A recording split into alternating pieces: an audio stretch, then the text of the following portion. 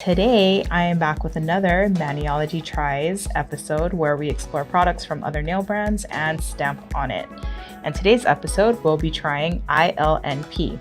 Here, I have the Cloud 9 collection, which is a medley of 6 shades inspired by a cloud-filled pastel sky fit for fantasy. So I am going to do a vertical gradient. So like I said, this is supposed to be acrylic. So it depends on the effect that you're trying to get. Nevertheless, I think this collection is really beautiful.